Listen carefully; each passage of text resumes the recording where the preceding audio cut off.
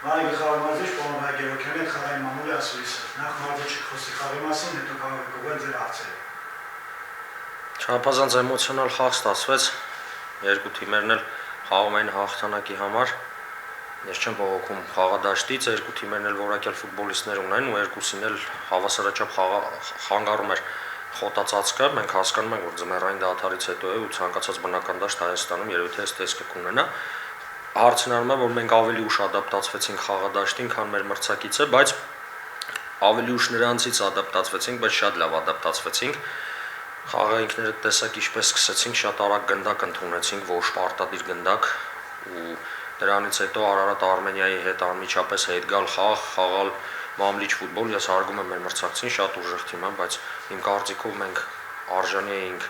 առավելին, որովհետև մոտեցումներն ավելի շատ էին, պահերը ավելի շատ էին։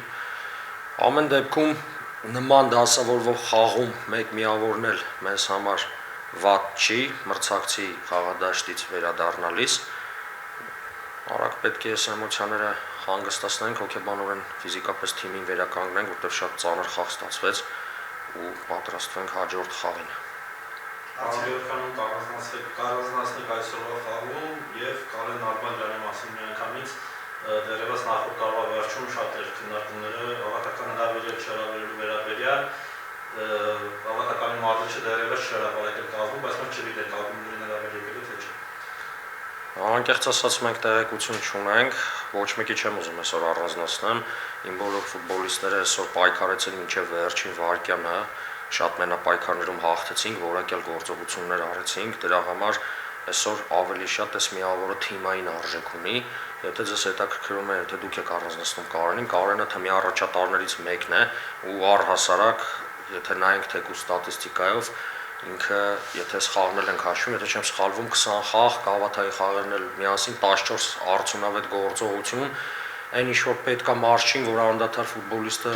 աշխատի դաշտում, որակ ապահովի, հարց լուծի, այդ ֆուտբոլիստն անում է։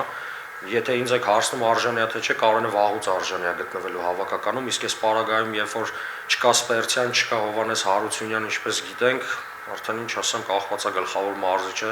թե այդ պահին ինչ որոշում կկայացնի։ Իմ կարծիքով անվիճելի արժանի է։ Շնորհակալություն։ Շնորհակալ։